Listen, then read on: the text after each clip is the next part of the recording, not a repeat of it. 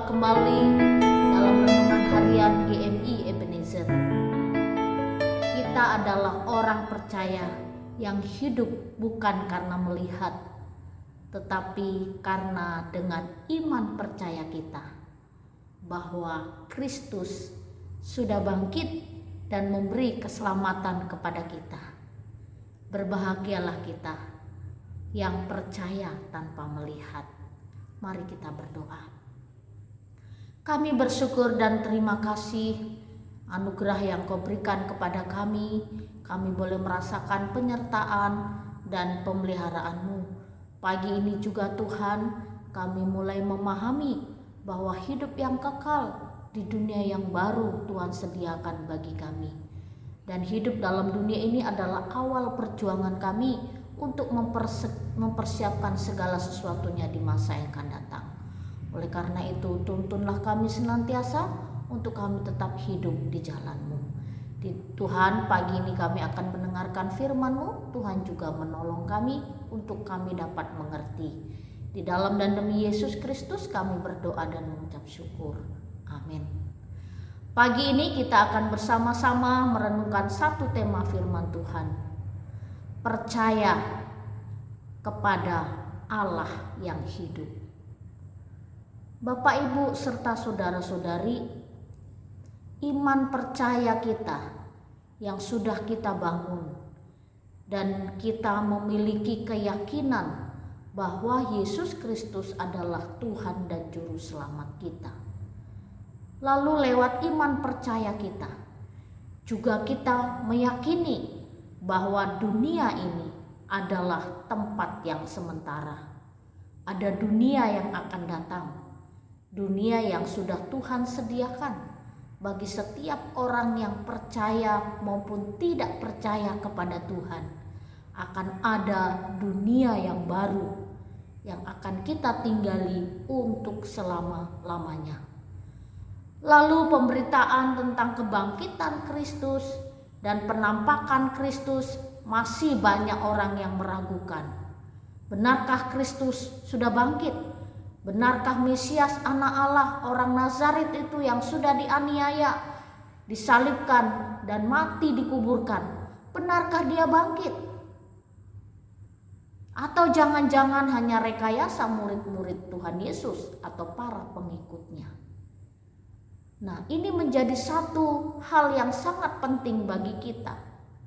Kita percaya bahwa Kristus sudah bangkit, meskipun kita tidak melihat seperti Thomas yang ragu-ragu dan tidak percaya Kristus bangkit.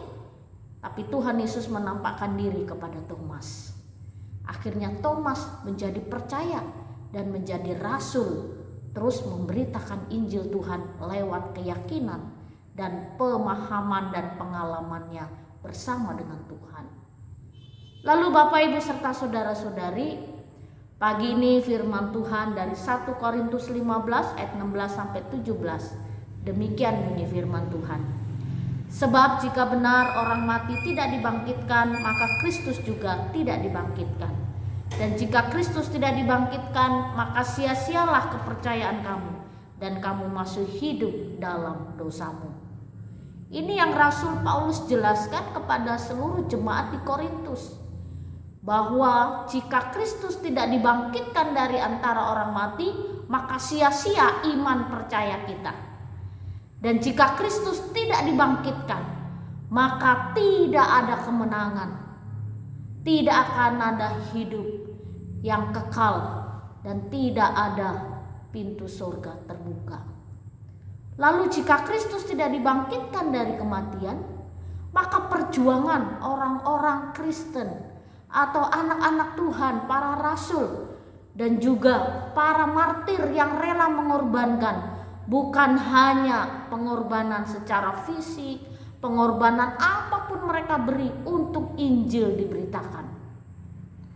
Jika Kristus tidak dibangkitkan, maka sia-sialah semua kesaksian dan semua hal yang terjadi di dalam diri Yesus Kristus.